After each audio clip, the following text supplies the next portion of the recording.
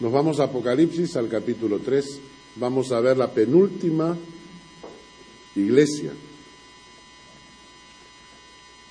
El capítulo 3, desde el versículo 7 hasta el versículo 13, nos habla de la penúltima iglesia de Apocalipsis, la iglesia en Filadelfia. Y dentro de 2 semanas, Dios mediante, si seguimos vivos, seguiremos con la última iglesia de Apocalipsis, que es la iglesia de Laodicea. Pero acá en el capítulo 3, del versículo 7 hasta el versículo 13, nos habla de la buena iglesia. Hemos visto en las últimas semanas las iglesias y cuáles características de estas iglesias nos chocan, nos tocan, nos remueven el alma, y en algunas de ellas cosas buenas y en otras exhortaciones muy duras. Ahora llegamos a la única de las 7 iglesias que se puede considerar la buena iglesia. La iglesia que es alabada, la iglesia que es reconocida como, caramba, estas iglesias deberíamos ser. Y naturalmente al hablar de iglesia estamos hablando de los cristianos también. A esta iglesia el Señor le va a decir cosas muy lindas, muy buenas. La iglesia de Filadelfia dice, escribe al ángel de la iglesia en Filadelfia, esto dice el santo, el verdadero, el que tiene la llave de David, el que abre y ninguno cierra, y cierra y ninguno abre. Yo conozco tus obras. He aquí, he puesto delante de ti una puerta abierta, la cual nadie puede cerrar. Porque aunque tienes poca fuerza, has guardado mi palabra y no has negado mi nombre. He aquí yo entrego de la sinagoga de Satanás a los que se dicen ser judíos y no lo son, sino que mienten.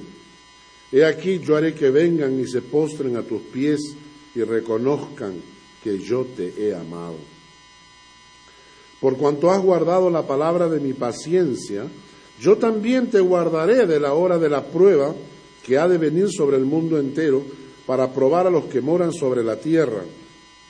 He aquí, yo vengo pronto. Retén lo que tienes, para que ninguno tome tu corona.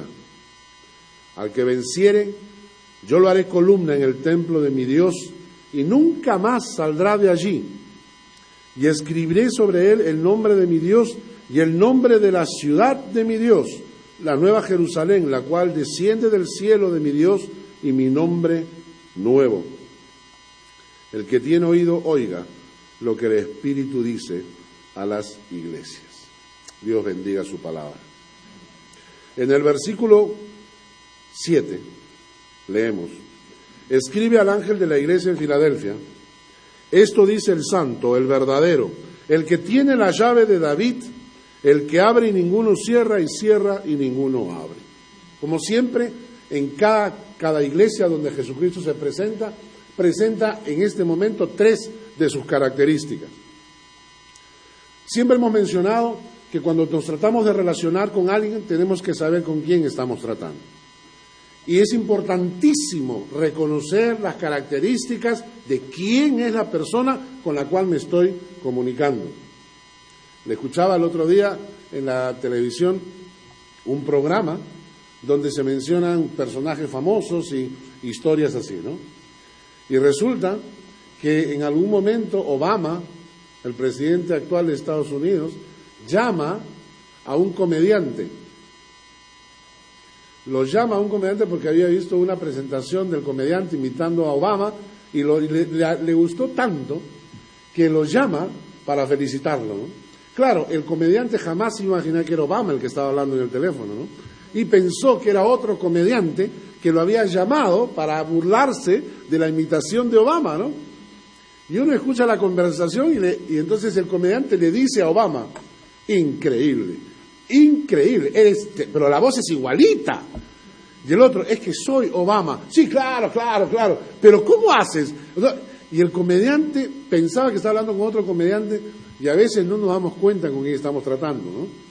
Cuando se dio cuenta que era el presidente, le comenzó a temblar la voz. Señor presidente.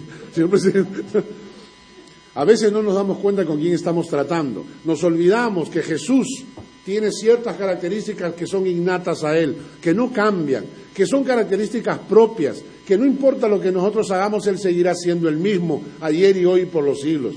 Que cuando pensamos en que yo me acerco en oración a Él, tengo que pensar con quién estoy tratando.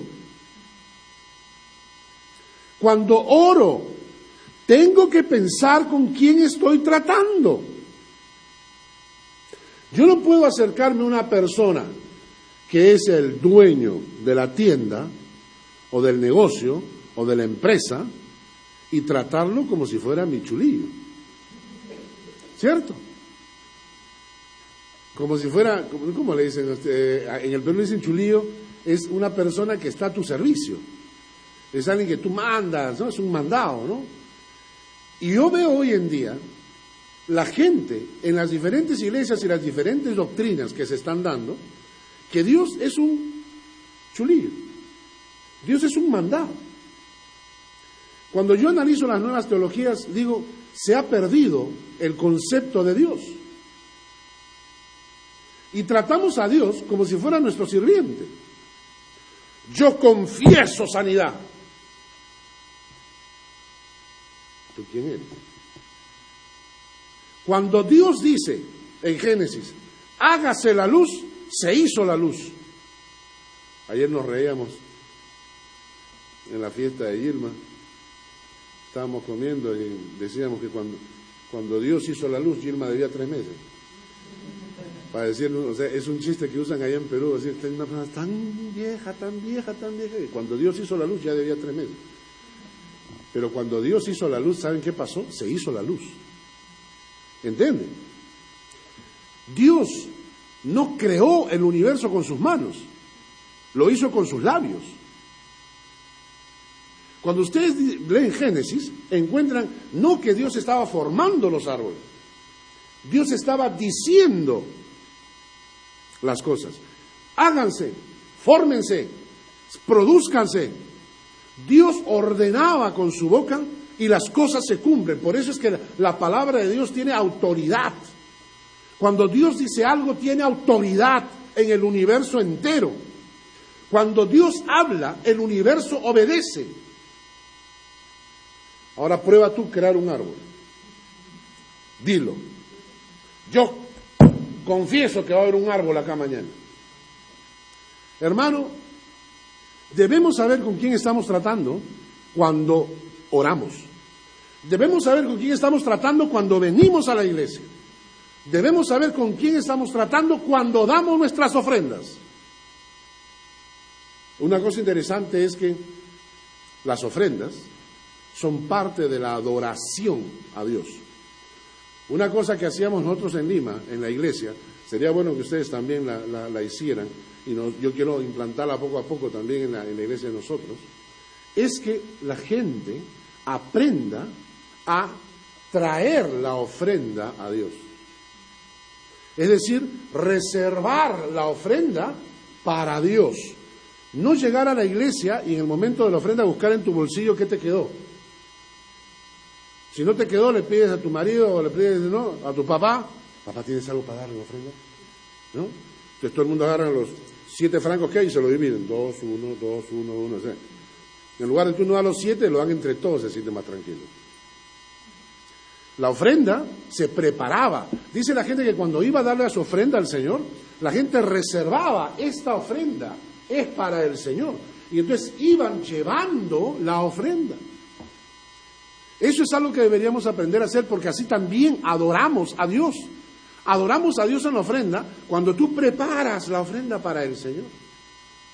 Cuando tú agarras y en tu casa dices, he ganado tanto, mira, hice un cachuelito por acá y me gané una platita adicional, así que voy a separar el 10%, o el 15%, o el 20%, o el 30%, o lo que tú quieras separar, para el Señor.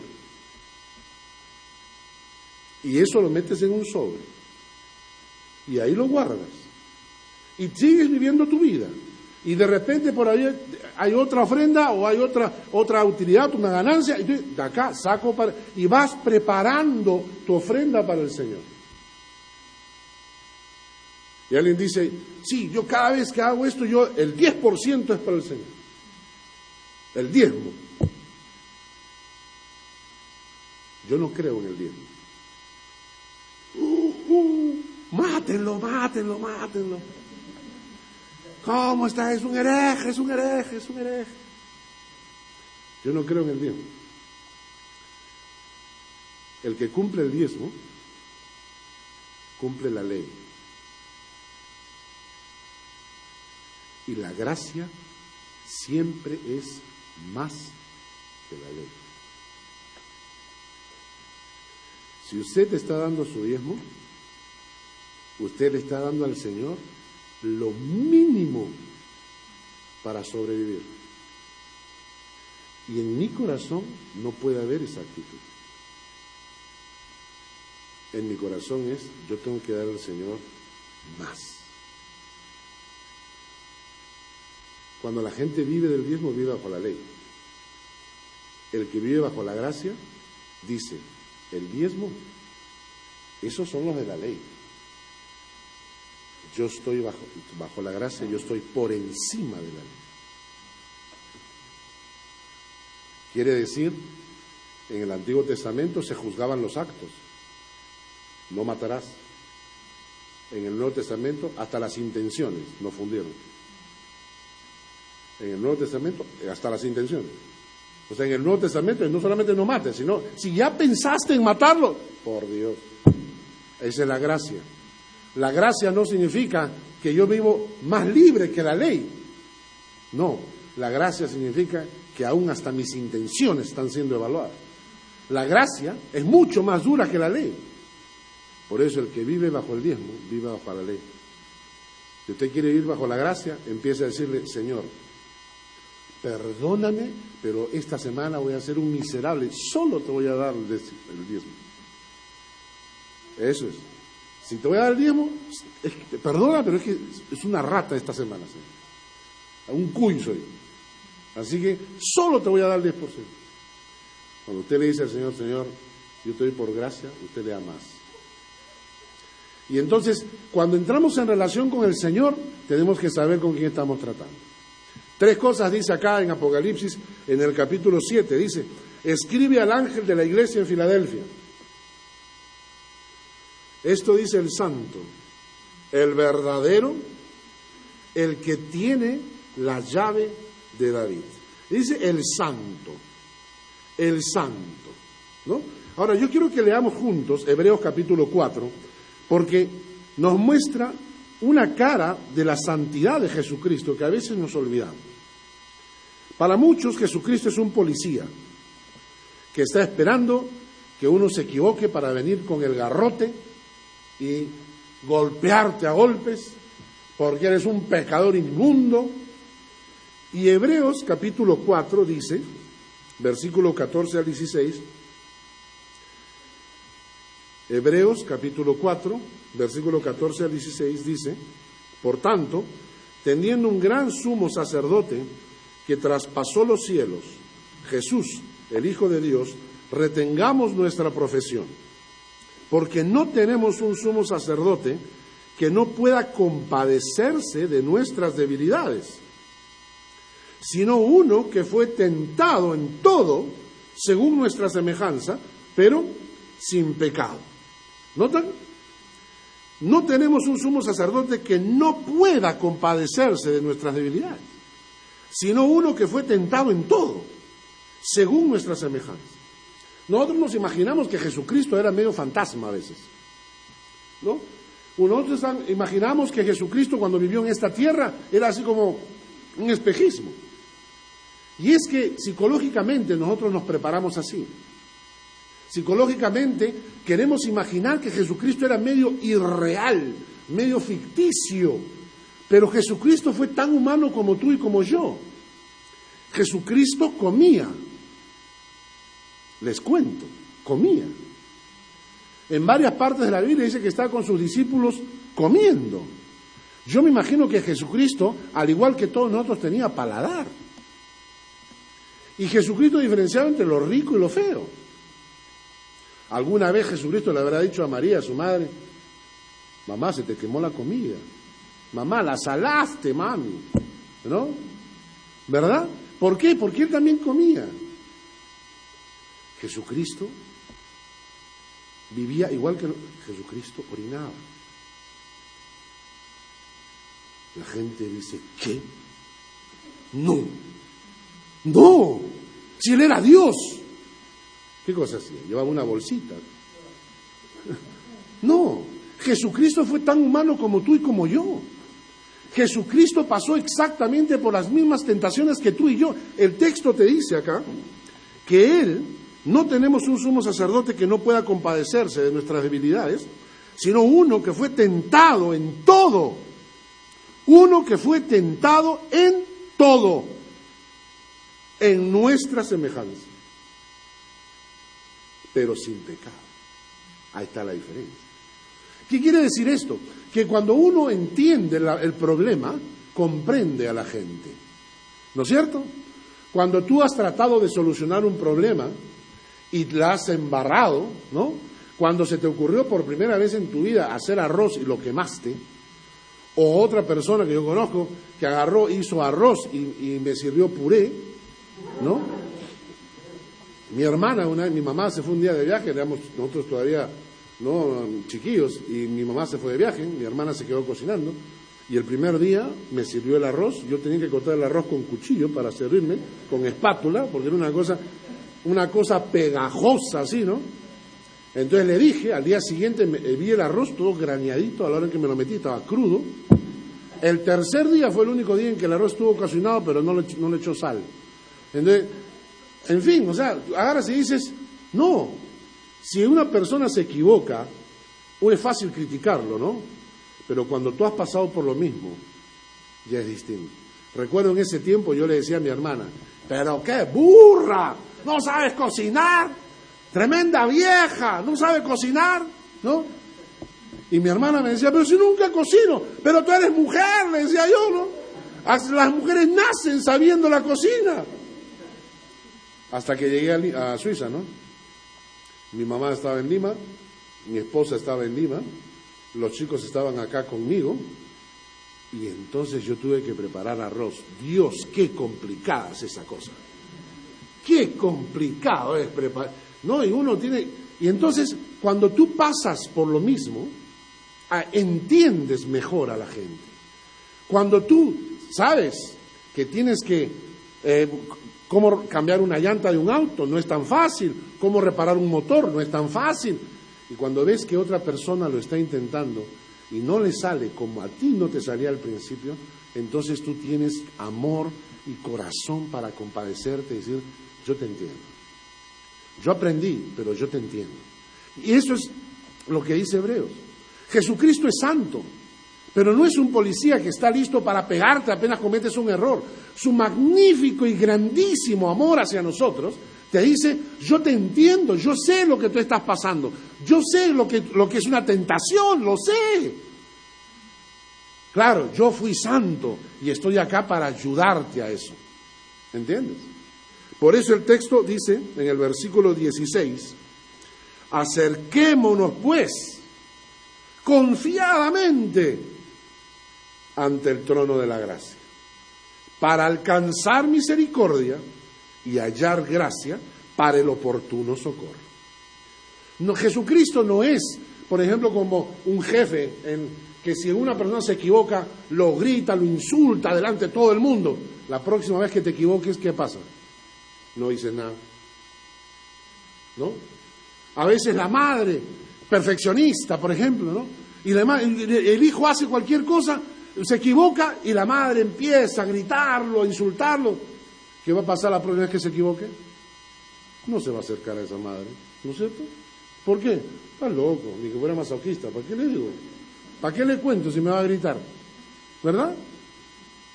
Pero en este caso es al revés. Cuando te dicen que Jesucristo es santo, no es para hacerte sentir mal.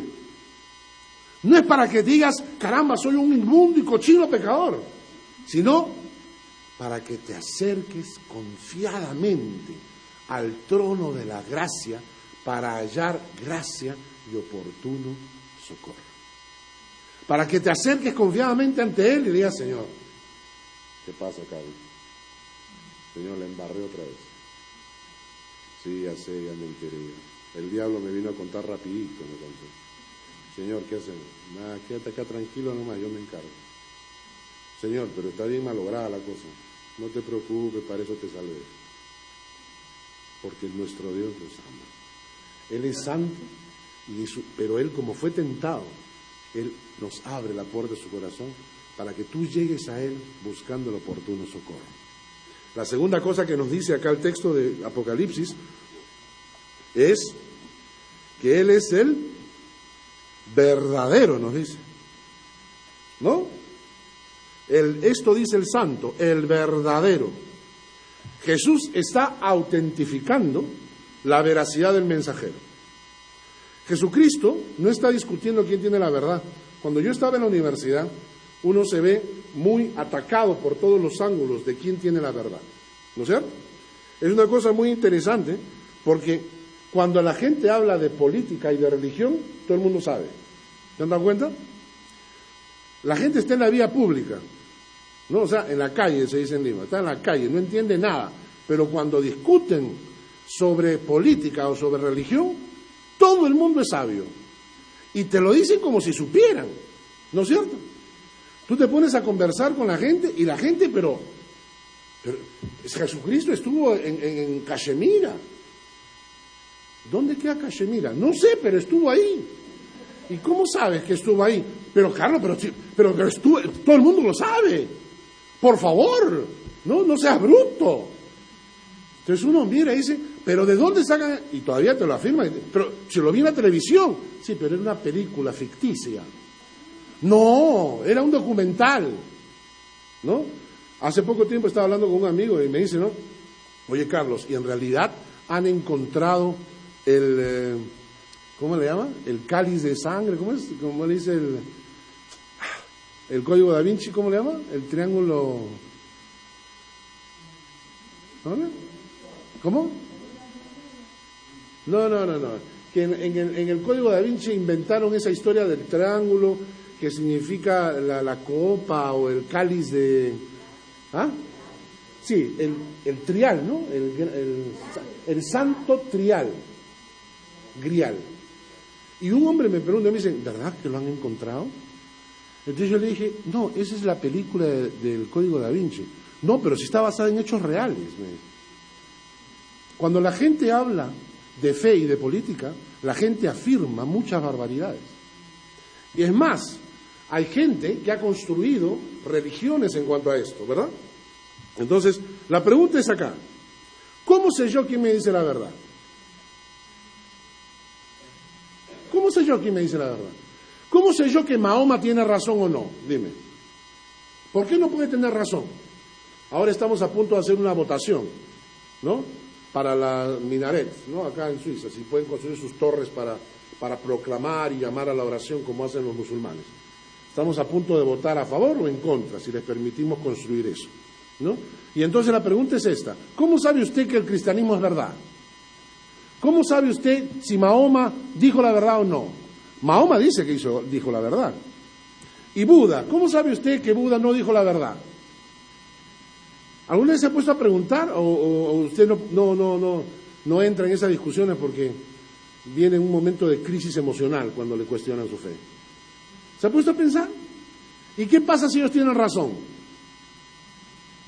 Muchas veces tenemos que comenzar a reflexionar sobre nuestra fe. Hay gente que no quiere pensar. Hay gente que cuando le dicen, no, ¿sabes qué? Vamos a discutir sobre este tema, la gente entra pues en crisis emotiva. No me hables, yo soy cristiano, no me hables, me haces perder mi salvación. No, uno tiene que confrontar la verdad. Tú tienes que estar seguro de que es la verdad, porque si no va a venir gente y te va a tumbar al piso con diferentes temas. Tú tienes que estar preparado para enfrentar la verdad y tienes que saber si lo que tú crees es cierto o no. Y entonces, ¿cómo hago yo para saber quién es la verdad? ¿Cómo hago yo para saber que lo que me están diciendo es cierto o no? Es simple, escúcheme, es simple. Evalúe al mensajero. Evalúe al mensajero. Fíjese quién es el mensajero. Jesucristo en este caso da testimonio y dice, yo soy el verdadero. Entonces uno dice, sí, pero los otros dicen lo mismo. Claro, entonces pónganlos en la mesa y evalúenlos. Comparen. Les prediqué hace unas semanas atrás acerca de esto, no sé si recuerdan. Les dije, hagan una comparación simple. Hagan una comparación simple. Jesucristo se pasó caminando por el mundo haciendo milagros. Todos hablan cosas bonitas. Todos los que se suponen muy sabios de la verdad, hablan cosas bonitas, pero Jesucristo hacía milagros. Hay una diferencia, ¿no? ¿O no? ¿No? Hay un filósofo, alguien que reflexiona, sí, pero Jesucristo hacía milagros. Hay diferencia, pues. O sea, no seamos, ¿no? Por ejemplo, todos se llamaban profetas. Todos se han llamado profetas. Jesús levantó muertos. Hay diferencia, pues. O sea, no me digan que no hay diferencia, pues. ¿Algún muerto levantó Mahoma? No levantó a ninguno. ¿Algún muerto levantó Buda? No levantó a ninguno. Entonces cuando me dicen, soy profeta, y yo traigo un mensaje divino, te le pregunto, ¿levantas muertos? No, porque eso no se puede. Jesús pudo, pues. Así que comparen. No me hagan mucha cosa. Todos luchan contra el mal. Todos luchan contra la maldad del mundo. Jesucristo libraba poseídos, encadenados. Compare, pues. Compare. Les conté, Cristo muere en la cruz, derramando su sangre por la humanidad. Y Buda de indigestión después de comerse medio chancho. Compare, pues, compare. Por Dios. Es cierto, Buda muere después, hizo un ayuno de no sé cuántos días, se me una chanchada, y muere, de indigestión murió. Y entonces la gente me dice, es que todos los caminos conducen a Roma. ¿Cómo que todos los caminos conducen a Roma? O sea, el que se murió comiendo chancho te va a salvar. El otro que se dijo, el gran profeta Mahoma, ¿no? Que se casó con la niña de 9 años. Se casó, una de sus esposas tenía 9 años. Pero para que vean qué bueno era él, la respetó hasta los 12 años. ¿No? Tuvo no sé cuántas mujeres. Compare, pues, compare. Jesucristo agarra y dice, yo soy el verdadero. Allá usted, si quiere creer en el que murió comiendo chancho. La tercera cosa que dice Jesucristo acá es, Él tiene la llave de David. El que abre y ninguno cierra, y cierra y ninguno abre. Y esta es una expresión muy interesante. Primeramente quiero decirles que solamente hay 2 versículos en la Biblia donde se habla de las llaves de David. Este es acá y una en uno de los profetas, ¿no? En Isaías hay uno de los profetas. Se menciona las llaves de David. Aparte de eso, no hay ninguna parte que hable de las llaves de David. Y las llaves de David significan el poder y la autoridad que tenía el rey David. Nada más. Tengan cuidado porque ahí salen por ahí predicadores que utilizan esto como ejemplo y lo manipulan, ¿no? Les conté a ustedes hace un tiempo atrás lo que pasó en esa predicación donde el hombre trajo las llaves de David y me explicó que las llaves de David eran la adoración, la alabanza, los diezmos, las ofrendas, los pactos, y me inventó toda clase de cosas en la Biblia que esas eran las llaves de David. No existe eso. Las llaves de David eran la autoridad de Dios sobre el rey David. Y entonces, en este caso se dice que Jesucristo tiene las llaves de David, y en el capítulo anterior, en el capítulo 1, versículo 18, ¿qué nos dice? El que vivo y estuve muerto, mas he aquí que vivo por los siglos de los siglos, y tengo las llaves. Ajá, Jesucristo me dice que tiene las llaves, y en el capítulo 3 me dice que tiene las llaves. Y en este caso, ¿qué cosas son las llaves? ¿Son las llaves de qué? Las llaves de la muerte y del Hades, dice. Ya sé entonces de qué me está hablando. Jesucristo tiene las llaves. ¿Alguna vez les ha pasado que han llegado a su casa y han hecho, oye, ¿y las llaves? ¿Eh? ¿Y tú tienes las llaves? No, se la di a mi mamá. No, a mí no me la diste, yo se la di a Hans. No, a mí no me la dieron, se la di a Mark. ¿Y dónde está Mark? En el colegio. Pero ¿cómo? ¿No? ¿Qué significa el que tiene las llaves? Cuando vas a entrar a un auto, no, el auto está cerrado. Y cuando tú preguntas, oye, ¿quién tiene las llaves? ¿Qué estás diciendo? ¿Quién abre? ¿Quién es el que controla? ¿Quién es el que tiene el control? Eso es lo que está diciendo Jesucristo. El que tiene las llaves, yo tengo el control, dice. ¿Entiendes? Cuando el Jesucristo se presenta y dice, el que tiene las llaves de David, te está diciendo, yo tengo el control, yo tengo la llave. Nadie entra si yo no quiero, nadie sale si yo no quiero, yo tengo la llave. Y en este pasaje, cuando Jesucristo menciona, capítulo 1, versículo 18, que Él tiene las llaves de la muerte y del Hades. De la muerte y del Hades. Si hay una cosa absoluta que no tiene solución, es la muerte. Los médicos harán todo para que no te mueras, pero después de muerto no pueden hacer nada. La muerte es la única realidad absoluta por la cual todos vamos a pasar, tarde o temprano. No quiero amargarles el domingo, pero algunos dirán, bueno, ojalá que sea más tarde que temprano. Lo cierto es que todos nosotros estamos en el año 2000, ¿cuándo? 2009. ¿Qué? Digamos, ¿quién es el más chibolito de acá? Nicolás, ¿cuántos años tienes? 10, 12. 12 años. Tan rápido ya. 12 años, ¿no? Así que démosle, pues, ¿cuánto? Démosle 80 años. Entonces, en el 2089, o sea, 80 años tendría 92 si es que llega. En el 2089, toda esta iglesia va a estar renovada. Todo va a estar renovado. El que más de acá va a ser el único que va a recordar la predica, va a ser Nicolás. Y Nicolás va a decir, yo estaba en una prédica del pastor Carlos cuando él dijo, ¿no? Y todos nosotros vamos a estar muertos, ¿no? ¿Usted tiene miedo? ¿Sabe qué pasa? La muerte es la única realidad por la que todos vamos a pasar. Todos. Y no hay una cosa más impactante en la Biblia que aquel personaje que tenía poder sobre la vida y sobre la muerte. Cuando se acerca donde Lázaro, la hermana de Lázaro dice, Señor, si hubieras estado acá, no habría muerto. Y Jesucristo, ¿qué hace? Se pone a llorar, sí, perdóname, ¿cómo fue que yo no pude llegar a tiempo? Se murió el pobre Lázaro, María, perdóname. ¿Le dijo Jesucristo así? No, Jesucristo agarró y le dijo, María, el que cree en mí, aunque esté muerto, vivirá. Y María, sí, Señor, en la resurrección de los muertos, pues, ¿no? María, el que cree en mí, aunque esté muerto, vivirá.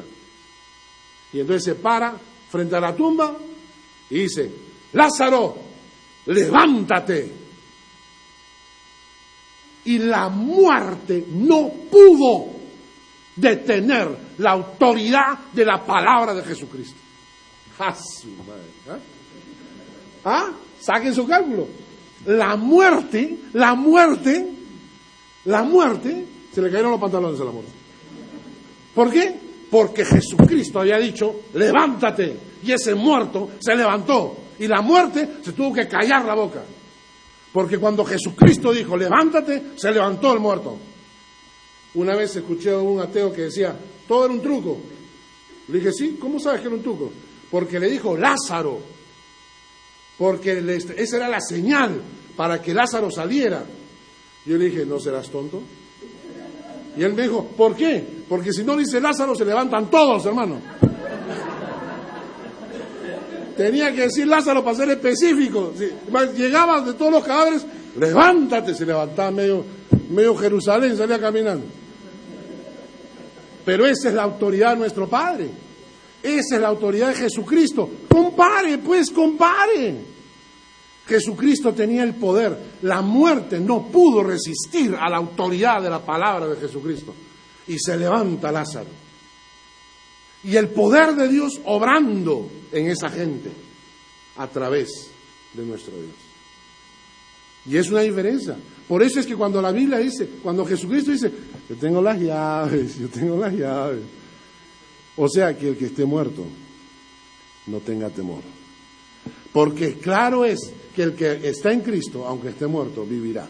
Si Él quiere que vivas acá y te da una segunda oportunidad, como me la dio a mí, cuando allá en el año 80 me morí en la sala de infarto, entonces, y Dios me dio una segunda oportunidad y estoy acá, estuve muerto 7 minutos, no me preguntes si vi luz, no vi nada, creo que les habían apagado,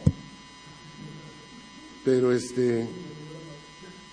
la cosa está en que Dios me dio una segunda oportunidad y por eso estoy vivo predicándole. Pero ¿y si no? ¿Y si no? El otro día escuchaba una prédica muy buena. Decía que deberíamos orar de esta manera. Señor, si lo que te estoy pidiendo es para tu gloria, hazlo. Y si no es para tu gloria, no lo hagas. ¿No? Simple. Entonces el hombre decía, mira Señor, te estoy pidiendo este auto, necesito una camioneta, necesito un televisor, si es para tu gloria, si realmente va a servir para tu gloria, si de alguna manera va a servir para tu gloria, dámelo.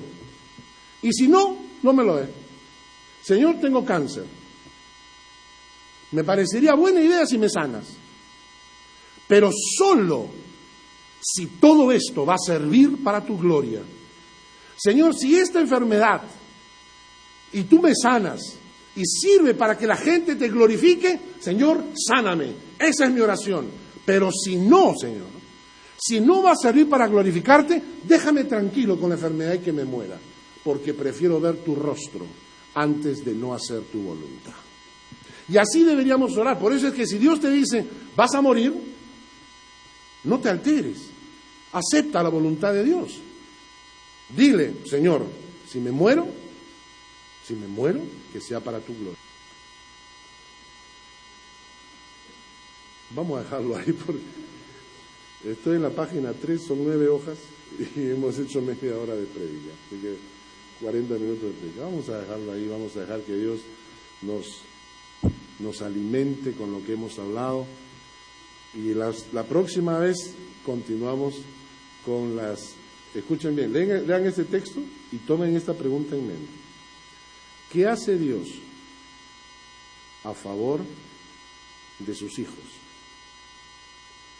Le voy a leer los textos para que ustedes lo vayan masticando y comiencen a discutirlo entre ustedes, a ver si coincidimos para la próxima vez. Le dice, primera cosa que hace, versículo 8, he aquí he puesto delante de ti una puerta abierta que la cual nadie puede cerrar. ¿Ah? ¿Está bien? Segunda cosa, versículo 9, la última parte del versículo 9 dice, yo haré que vengan y se postren a tus pies y reconozcan que yo te he amado. Tercera cosa, versículo 10, por cuanto has guardado la palabra de mi paciencia, yo también te guardaré de la hora de la prueba que ha de venir sobre el mundo entero. ¿De acuerdo? Mediten sobre estas tres cosas, que hay mucha información, mucha linda información. Yo les digo, en estos días estuve, la pregunta, ¿qué puerta abierta? ¿De dónde sale esa puerta abierta?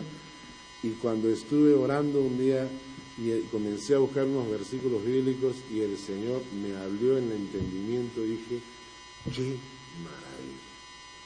Les digo, pasé 15 minutos solamente ahí, me detuve y pasé 15 minutos dándole gracias a Dios por esa puerta abierta. Y eso lo vamos a ver la próxima vez. Señor, te bendecimos otra vez por tu palabra. Gracias por lo que nos enseñaste hoy. Gracias porque tu palabra se revela. Que tu palabra produzca hambre de ti. Que tu palabra produzca necesidad de adoración de ti. Que tu palabra transforme nuestras vidas y esta iglesia para servirte, Señor. te bendigo en el nombre precioso de Jesús. Amén. Ya. Que Dios les bendiga, hermano.